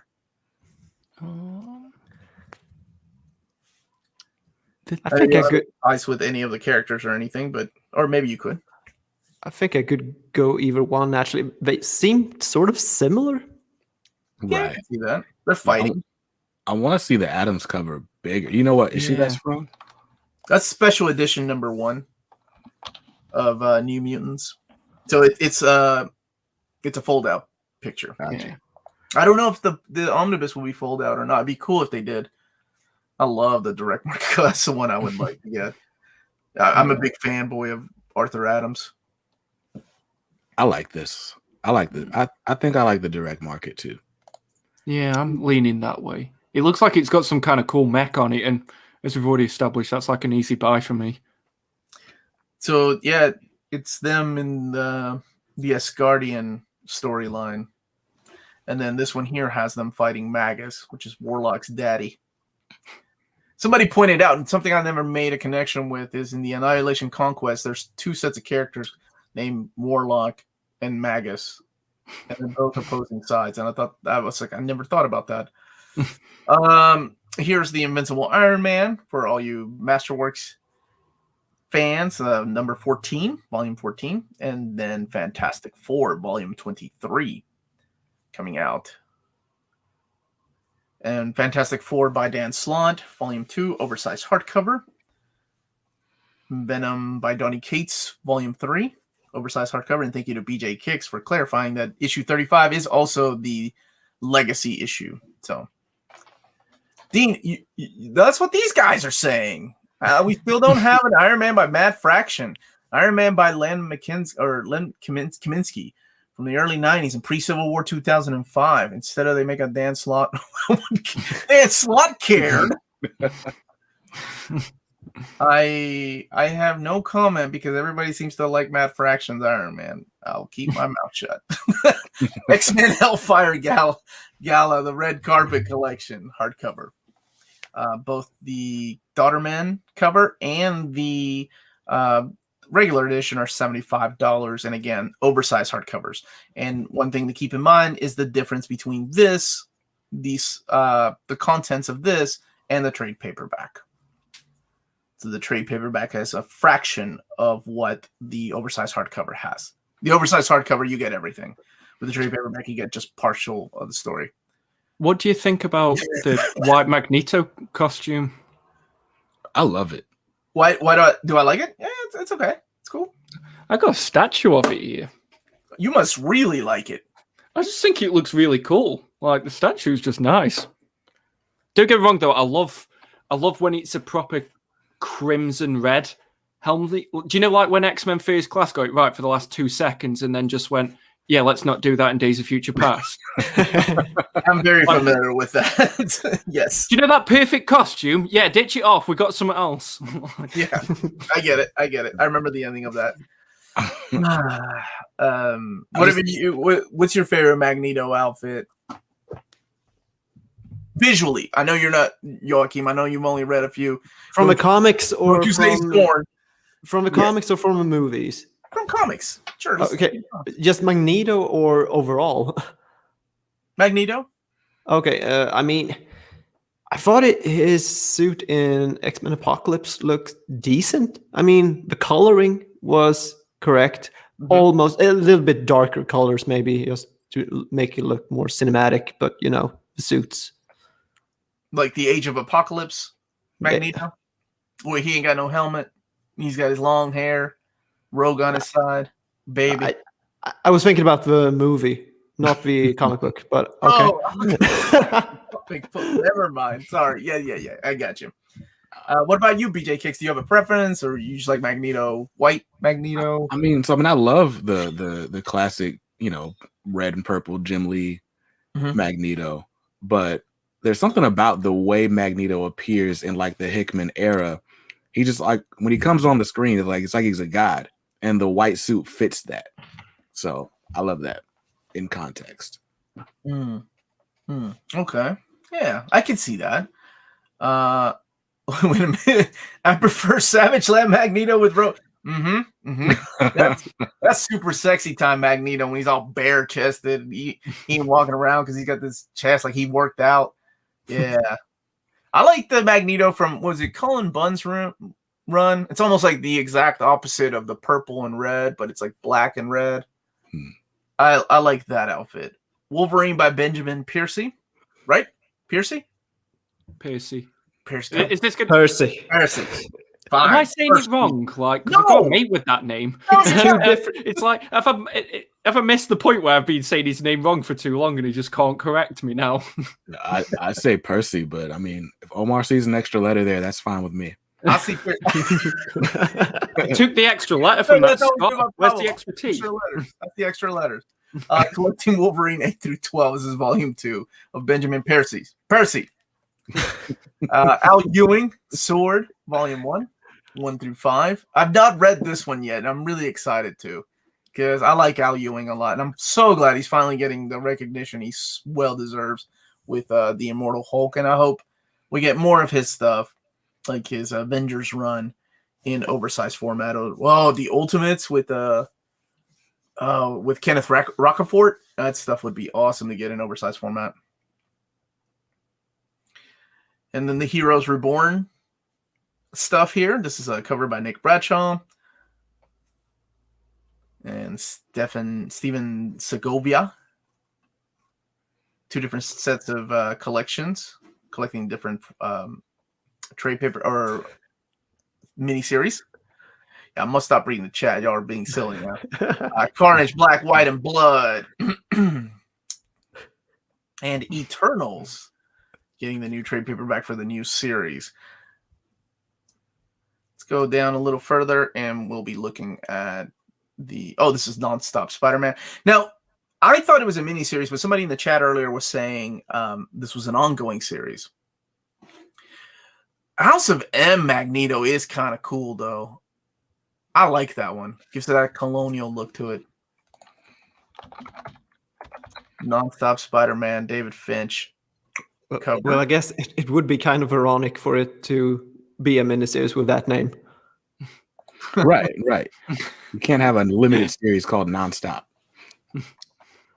True. Spider-Man, Spider Shadow. And BJ Kick said this was a what if label on it. That's a Phil Noto cover. And Amazing Spider-Man continuing Nick Spencer's run, volume 14. Miles Morales Spider-Man, volume 5, The Clone Saga. Avengers Mech. Dude, 12-year-old Omar would have been all over this. 27-year-old Marcus is going to be over that. Okay, fair enough. Oh, it's Captain Marvel. I'm like, who's the dude over here? Oh, Captain Marvel colors. Okay. That's I thought that was War Machine. It's Black Widow. Why am I? Wow. That cover way too long. Iron Man Volume 2. Alex Ross. Cover there. The Korvac 2. Black Knight getting his own little mini-series collected. Savage Avengers Volume 4. I want to see that series collected in oversized format. Black Cat Volume 5. I'll Take Manhattan, Runaways by Rainbow Rowell, Volume 6. Daredevil continuing Chip Zdarsky's amazing run, and of course the unsung hero, or actually he's getting a lot of praises these days, is Marco Cicchetto. Cicchetto, I think is what people told me how to pronounce it. Y'all still talking about Persa? Come on, Rebel. You can do dirty like that? Rise and Fall of the Shi'ar Empire, new printing. And then we have some epics. Incredible Hulk Volume 6. Collecting 157 to 178. And Fantastic Four new printing of Volume 1. The world's greatest comic magazine to this day. 1 through 18. Fantastic Four. Epic Collection Volume 7. Battle of the Behemoths. 105 to 125. Strange Academy. Volume 2. and Spider-Gwen graphic novel deal with the devil, as well as Mighty Marvel Masterworks, The Avengers. And that, as they say, is that. So, here we are, back to the panel. Anybody have questions, please leave them in the comment or the chat or in the comment section so I can look at it later. Out of all the stuff that we saw here today, what are you cats most excited about? If you had one book to choose. Wolverine and the X-Men. Okay, good answer. Fantastic Four reprint by Hickman. Venom, Volume 3, hardcover. I'm just waiting for you. Volume 3, okay. Gotcha. Yeah. How about yourself? This one's hard. There's a lot of good reprints here. I'm excited for people to get them for the very first time. So I'm very excited for people to read Wolverine and the X-Men, Fantastic Four. But I think out of all the things in here, Howard the Duck, What If, X-Men, even X-Men by Hickman, I'm most excited about New Mutants, Volume 2. That stuff brings back a lot of memories when I was a kid. So, yeah, New Mutants Volume 2 is the one I'm most excited about. I like seeing people in the chat chime in. Incredible Hulk Epic Volume 6 and Fantastic Four Epic 7. Loving the hair, Marcus. That's not an answer. I know, it looks like I'm wearing a wig, doesn't it? No. There's a Mad Dog Wolf or Bark. Woof. Bark just doesn't have the same vibe to it for me. Omar, with the Venom Omnibus Volume 1 reprint, Volume 2 coming out, can we expect the Spider-Man versus Venom reprint? Probably, yeah. Yeah, I think so. To hopefully coincide with the David Michelinie and Bagley Omnibus. That would be awesome. Cap lives, hoping to get the whole run, though. Awesome. Same comic bound. I blew through Volume 1. I didn't expect to like it at all because I'm not a big Captain America fan. Not even in other mediums, but that Brubaker run is amazing. Yeah, it's good. It is. It's good. He's a great writer. And I worry about sometimes independent writers like Brubaker coming in or Greg Rucka and writing these comic superheroes because it's so different than their own independent work because they don't have the freedom that they do with independent comics. They have to come in and make sure that they put the toys back in the toy box when they're done. They can't change the character forever. So even the death of Captain America, for example, that has to come back later on, and they have to fix that before they leave the book. Right. But I really enjoyed his run. It was a lot of fun. And then you have Steve Epting on artwork, Luke Ross. There's a lot of awesome talent in those books. Omar, how do you feel about Kieran Gillen's Uncanny X-Men? Is there anything I should read beforehand? Not really. It's a good run. I think it's one of the most underrated runs on X-Men. It's one of the most underrated runs on X-Men. Omar, when's the next Omni announcement video coming? I'm actually doing a video on all the books that are coming out, to keep people updated. And so sometime this month there'll be an announcement. So keep checking back. Last week was so good though, because obviously when you upload the go ahead. I was going to say when you upload to the Patreon about the new Omnis that are coming out, you upload it at a time when I'm asleep, so I kept waking up and it's new Omni announcement, and I kept just waking up Shadowcat, and I'm like, you don't need sleep, that's more important. And it was like that every day for a week, and at one point she was like, if he announces another Omni, I'm going to leave, Marcus. I need a night's sleep. I think it was a lot of fun too, because there's a lot of Silver Age coming.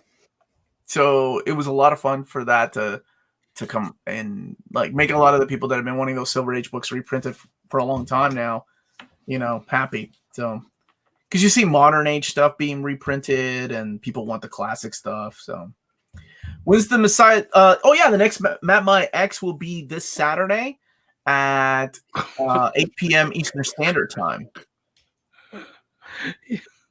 Sorry. It's okay.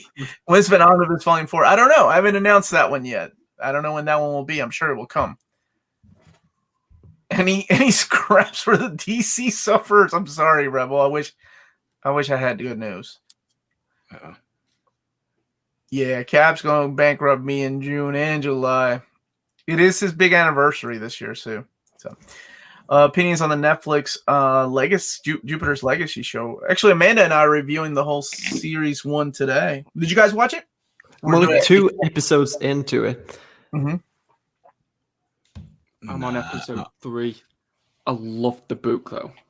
You like the book? Okay. What about you, BJ Kicks? Have you read the book or have you watched the series yet? Neither. So if I ever watch TV, like I would never have time to do YouTube. Like that's true. Up right now. I usually edit when I binge watch things like that. So that's what I was doing. I was editing a lot of videos when I was binge watching season 1. But I feel you.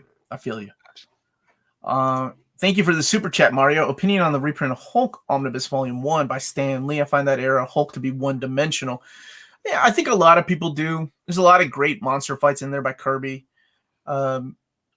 It is a different type of era than the stuff that follows later, though. To me, it became Hulk when Peter David took over the book, and I really like Bill Mantlow's run. Like going back and reading a lot of that stuff. But even when what's his name, Thomas was on the book, like it felt like one big thing after another. The Hulk would bounce from issue to issue, fighting different types of characters or even superheroes in the Marvel Universe at the time. But I think there's a lot of people that want to check out because they either respect the past or just want it in their collection again. And hopefully they will make a volume 2 if it sells well enough. Another month without a box set announcement. I forgot about that. I need to remind David about the box set. I don't know when they'll bring it back. Hopefully one day. Omar, do we have confirmation about Harrow County Library Editions new printing? Are it still happening after what Kyler Crook tweeted that it was not happening? As far as my contact, Kate at Dark Horse, she told me that it's still happening. There was enough available for pre-order. There was enough of demand for pre-orders that they're gonna go through with it. I don't know what Tyler knows, though. I mean, what does he know? He's just the creator. Yeah, they're solicited right now. I think the FOC for those is coming up Sunday. So I mean, it should be coming back, unless for some reason. I mean, they could do the same. Honestly, they could do the same thing that Image did with the Spawn Deluxe editions. The last second, pull it out and say, you know what? Let's focus on compendiums instead. Yeah. Whatever. What's up, Lionheart? How you doing, buddy? Talking about Bill Mantlo. Why doesn't he get enough Omni love like Spider-Man? I don't know. Oh, Avishek's in the chat. He's a really good guy. He is. Okay. Which who? I'm sorry, Marcus. Who? Avishek. Avishek Roy. Yeah, I got him. Yeah, good guy. Wolf. He calls you Wolf. Avishek is the one who campaigned to get me to open my Death of Superman omnibus. Wait, campaign to get it open because you weren't going to open it? Yeah, it was sealed when I did my unboxing, and I was like, "All right, if you get this to 100 likes," I'm thinking that's way too many likes. And he went and sent it to people like, "Hey, like this video." Oh, that's sweet. I like that. That's good, man. There was a question in here. Robert's been asking Daredevil Wade Omnibus Volume 1 and 2 reprints. I haven't heard yet on that, but we're getting a Charles Soule, so hopefully they'll reprint some of them. And Part Works, dude, you know how much it breaks my heart. So today I was telling these guys earlier, I was working on my list of my most wanted Marvel Omnis, top 20, because I like to give myself a limit.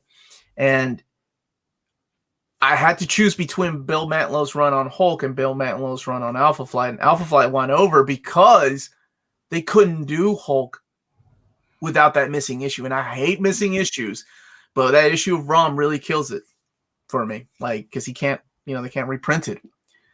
You got to get David to reprint Uncanny X-Men Volume 3. I'll see what I can do. I think that needs to be just restocked. Yeah. Wish I knew Dawn of X, Reign of X Omnis will be a thing so I can decide if I want to get the Hickman. That's a tough question. And I've been asked that a lot. I don't know if they're gonna do Dawn of X or Reign of X Omnis, especially since they just had this Jonathan Hickman X-Men Omnibus announcement. I don't know. I think that'd be a weird way to collect it, though. Yeah, have you been getting them like in the trade paperbacks, the Dawn of X trades, the anthology? So, I've been reading it all in singles. Okay. But it's like each series tells its own story, like until they cross over. Like for my reading order, I would rather just have each individual book. I doubt we'd get omnis for all of them, but that's how I'd rather have it collected. And they're starting to do the OHCs for them. So the only thing I worry about when it comes to those kind of collections are the OHCs of things like, not that I was a big fan of, but I'm a completist, and it sucks to be a completist sometimes.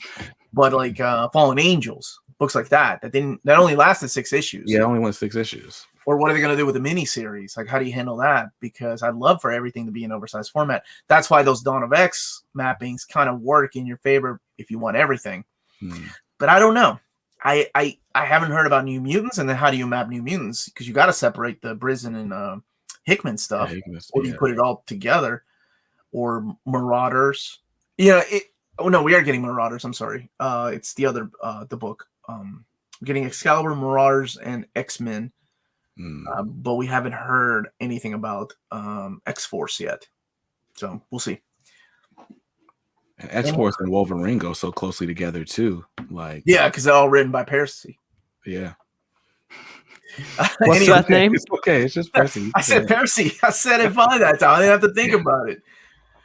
Any hopes on hints a restock of Amazing Spider-Man Omnibus Volume 1 and 4? Not that I've heard of.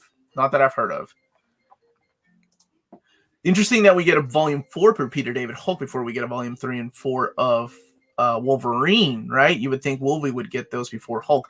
I think, honestly, and this is just I don't speak for Marvel. I don't work for Marvel, but my way of thinking is that Wolverine is a series that was, written by different writers. So you had, it started off with Chris Claremont. You had some John Byrne stuff in there, Archie Goodwin, and then Larry Hama, who's my favorite Wolverine writer. Whereas Peter David is one guy that wrote Hulk for such a long time. You could condense that into 4 omnis and say, okay, this is everything by Peter David on Hulk. Whereas Wolverine would be like, and they're doing it, right? We're getting a Volume 2, and I hope it sells well enough that we're going to get a Volume 3 of that. Because, I'm a big pusher for Wolverine. So I think they're testing the waters on different things. Sometimes creator-centric books work. And then sometimes we get John Byrne's Spider-Man. And, man, I did not like the way that one was mapped. Tangled web. Spectacular Spider-Man Omni. Oh, I love that. Oh, what a good question. Easy question. Or everybody here in the chat. I'll let you gentlemen go first. What is your favorite Omni this year so far? I think I've gotten 3 Omnibus in this year. The pre-ordering stuff is kind of new. Mm-hmm. So I think I've gotten in Teen Titans and Batgirl and Detective Comics, the rebirth run, the Rise and Fall of the Batman. Mm.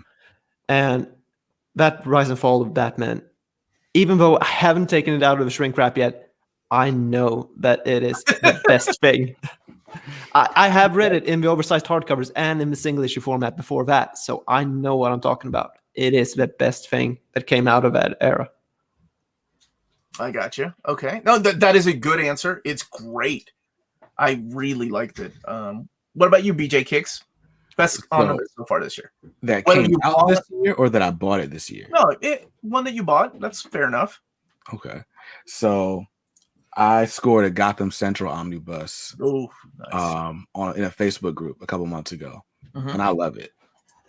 And so between that and the Wolverine Volume 1 that I bought overseas right before everyone announced all these reprints, but yeah, I got the flat spine McNiven variant from what is it, Reed's Comics? Comics in the UK. Yeah.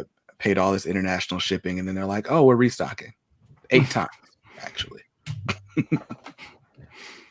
But that's one of my favorite, like top 10 favorite omnibus of all time is the Gotham Central. I love that book. Marcus? The thing is, in terms of straight up omnis, I haven't read too many. I've read stuff that's been collected in an omnibus, but I haven't got it in an omnibus. But I think one that I just had a really good time with, even if it wasn't consistent throughout, was Punisher by Garth Ennis, the Marvel Knights stuff. Like that first Welcome Back Frank bit, like especially the bit where he punches the polar bears. Like, how can you not have fun with it? It's just so silly, and it knows exactly what it wants to be. But then also you've got Punisher Max that follows it, and it's like the exact opposite tone. So that was the most fun that I had. Even if by the end I was like, yeah, I get it. You're just going to kill someone. Like, I get the gist now. How about yourself? It's great, man. I think in that whole series, and I love both Max and Marvel Knights, but oh my gosh, the fights with the little people with Wolverine. But I think my favorite thing that happened with when he uses Spider-Man as a body shield, the guy's punching the crap out of Spider-Man and knocks Spider-Man out. And then Spider-Man wakes up later and he's like, oh my God, what happened? And he was like, oh yeah, man, we had a team up. You were great. It was awesome. I love that. Oh, that was so good. I'm a big fan of that run. The weirdest thing is, one day.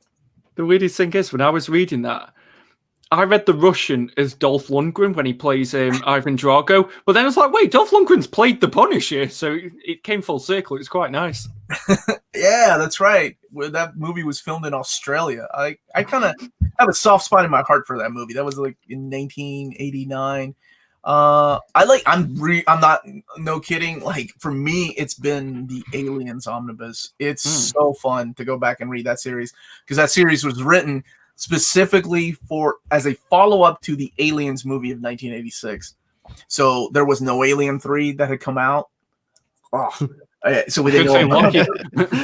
So, and what's cool is that in this omnibus, they went back to the original names of Hicks and Newt. In the reprints of the Dark Horse books, they changed them because, spoilers for people that are watching these movies for the first time, but these characters got killed off in Alien 3 off screen. So they had to go back in the Dark Horse comics and change the names. And now for the Marvel release, they went back to the original names. So I thought that was really cool. I'm glad they did. But that's one of my favorite ones that I've got that I've been reading so far this year. There's a Tomasi Superman omnibus I'm really excited about, but I already have that stuff in hardcover. But I gotta get it. It's Tomasi, it's Superman. Yeah. But I revisit Super Sons so often. That's a good book, man. Like, and I'll specifically read it one issue at a time, just because I don't want it to be over. Mm-hmm. It's great. It's a good book.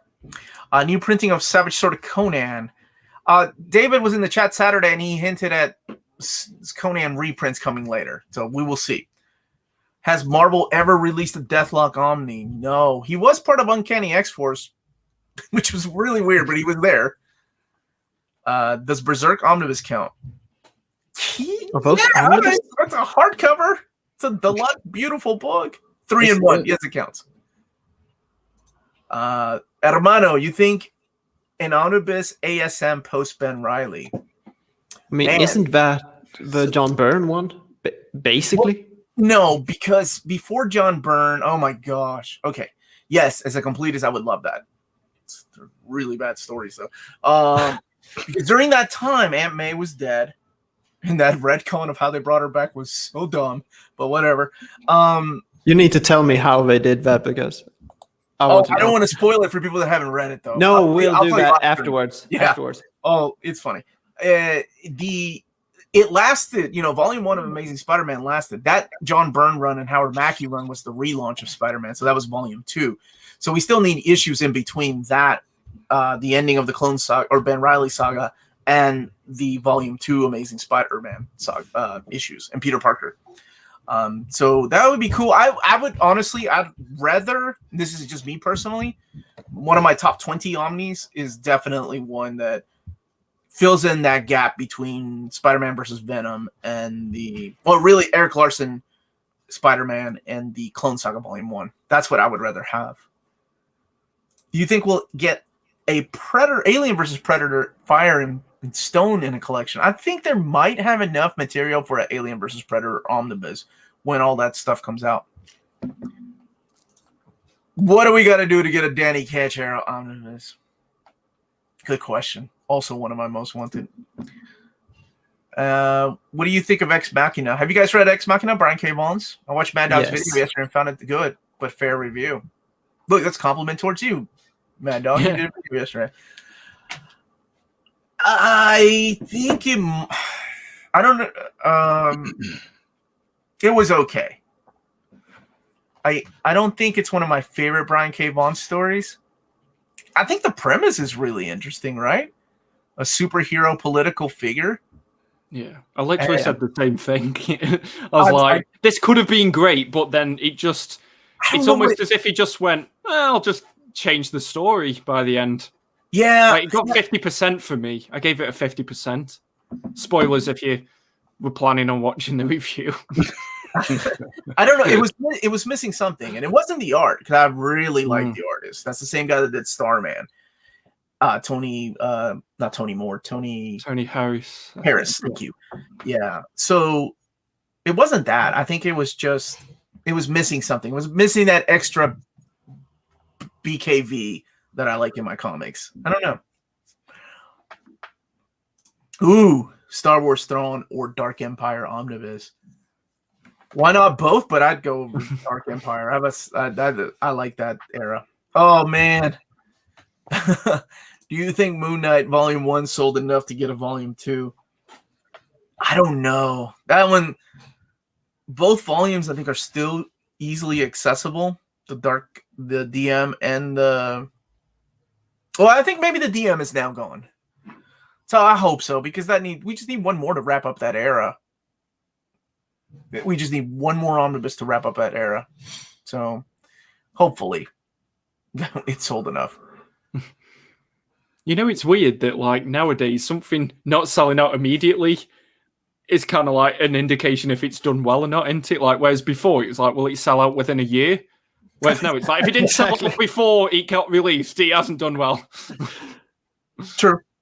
Yeah, times are different. Yeah. Comic Center reminds me of the Vikings from Vinland Saga. English dub, no offense. I think you could take that as a compliment. Have you read Vinland Saga? I haven't. I've checked out the series. I mean, I've seen it around, but I never got into it.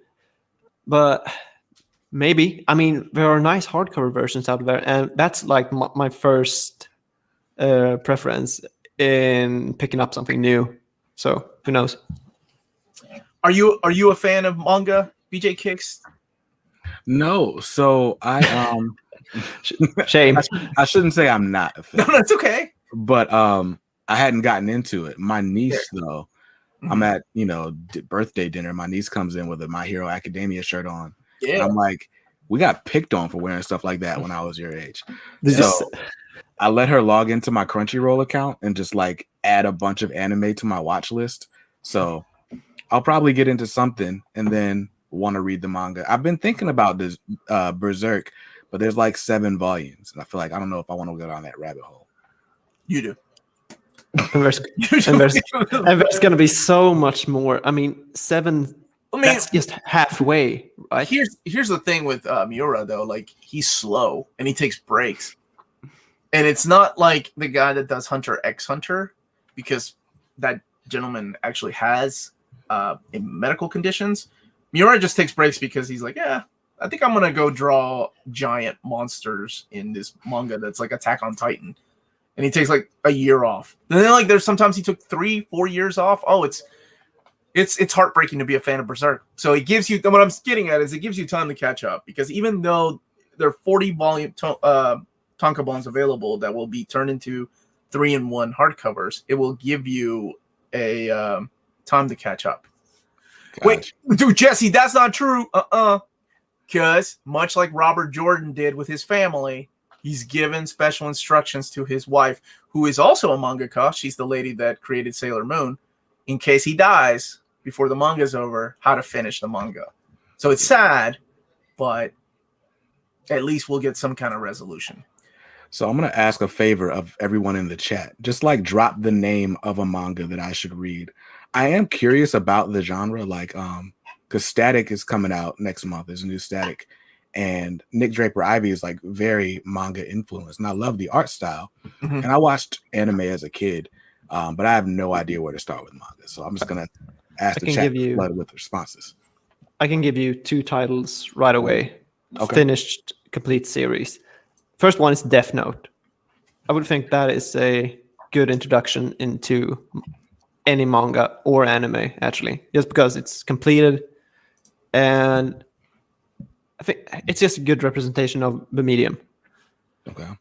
And the other one would just be my favorite, and then I would just hope that you would like it, and that would be Attack on Titan.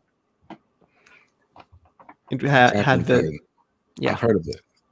I think my niece recommended that one too, so I'll definitely check that one out. That seems to be popular these days. I think the final season just wrapped up. Let's see. It's the first half of the final season of Attack on Titan recently wrapped. Yes, so we're halfway there because the manga actually wrapped just this month.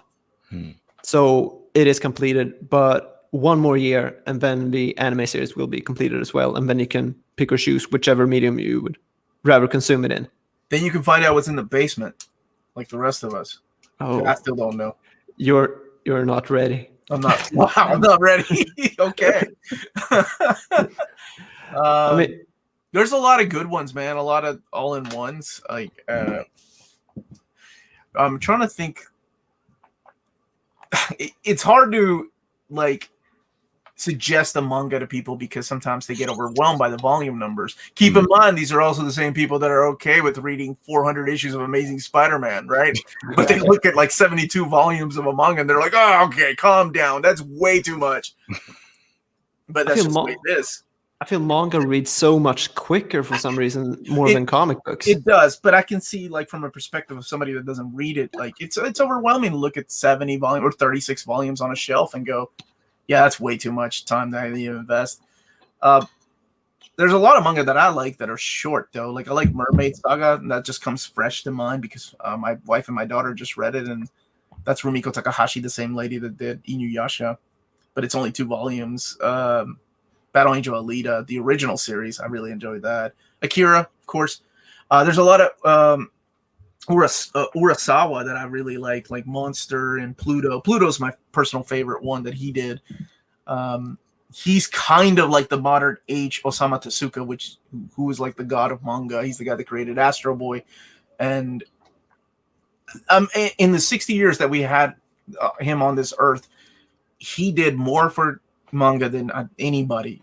The amount of work that he put in, I don't know how he did anything but draw and write manga. It's amazing. But he's a classic. That's Osamu Tezuka. Yeah, I mean, just a few suggestions like that. And there's a bunch in the chat if you want to go back and look. They got a lot of good ones. Do you have any, Marcus, that you want to recommend since you're in here? I don't really read manga, but I find it monster. I find it funny though that we're saying like people get intimidated, like comic people get intimidated and go into manga because it also, I've noticed it goes the other way because Shadowcat's really into manga. That's why like we've got all that up there in that corner.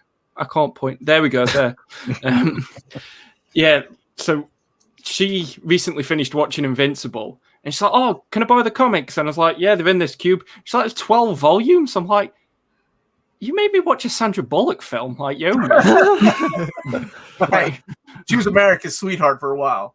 I'm just saying though, like it's pretty much the same plot, but there's 12 volumes of the greatest comic series of all time, and that's too much.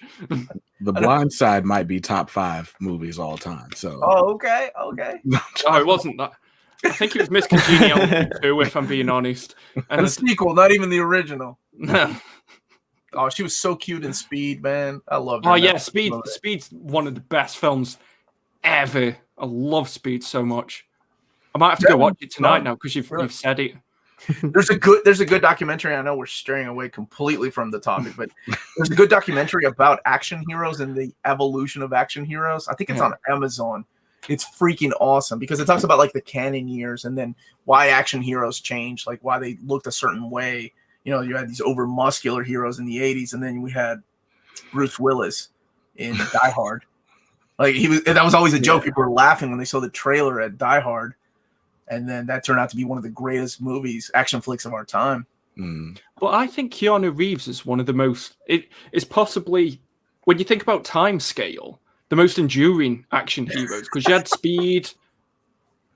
Nobody insulting discontinued. He's talking about the sequel. It's a sequel.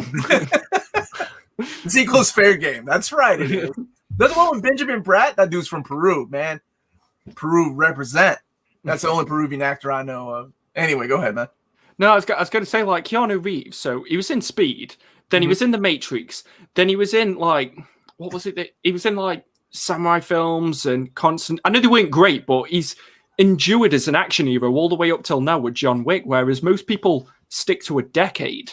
So I think Keanu Reeves doesn't get the praise as an action icon that he probably should.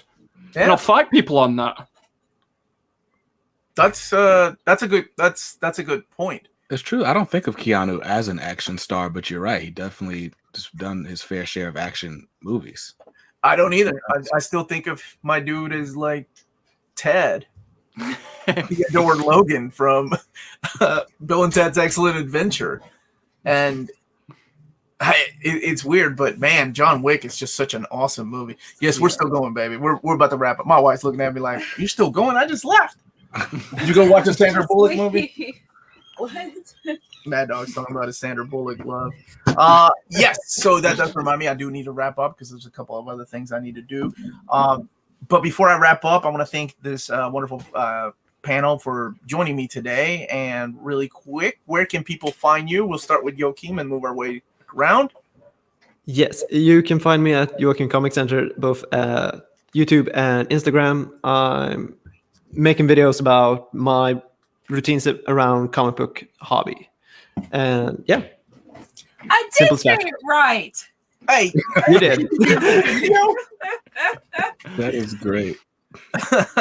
What about you, BJ Kicks? Where can people find you? Yeah, so I am just at BJ Kicks on all social media. My YouTube channel is just YouTube/BJ Kicks, and yeah, that's where you'll find me in the comments and whatnot. Cool. And Marcus, where can people find you, buddy? So Maddogg Comics, that's my YouTube name, my Instagram. We're celebrating Image at the minute, which is a month entirely dedicated to Image. So jump in for that if you fancy. I've got a really cool new concept coming out, hopefully 2 weeks from now, centered around Jim Lee, where I just talk about the top 5 notable works of a creator's career, and I see if I can chart their career just by looking at 5 books. It's probably going to turn out awful. I'll probably talk too much if I'm being honest with you. But no, it sounds awesome. Yeah, that's the problem. It sounds awesome. It's probably going to look horrible. Oh, hush. Don't be hard on yourself. Think positive, right? Like you got to think positive. It's going to be the greatest video ever. We'll put you on the map. Jim Lee's going to come on the show one day and like, man, you boosted my career. Thanks, kid. You got all 5 books wrong, Marcus. I had really high expectations for you. But yeah, so that's where you can find me. But I know the links to our channels are in the description. So yeah, I know you left them there. So yeah, of course. And thanks for having me on it again. I'm sorry if I froze a bit. I didn't drink before because I was working, so I apologize for that. No, you did great, man. You did great, brother. Yes, if you want to follow these wonderful people, I did leave the YouTube channels on the link in the description. Don't forget to check out our sponsor for this episode. That's cheapgraphicnovels.com. Get books up to 50% off. Tell them Near Me Condition sent you their way. We are on Spreadshop. And again, a big, huge thank you to David Gabriel and the folks at Marvel for sending us advance notice of this. All these books you'll be seeing the solicitations next week sometime, I think. On the 20th is usually when it goes live for everybody else. But you get a special sneak peek if you come to the channel. And that's it, everybody. Thank you all for joining us live. If you're watching this later, don't forget to hit like and much love. Thanks for having us.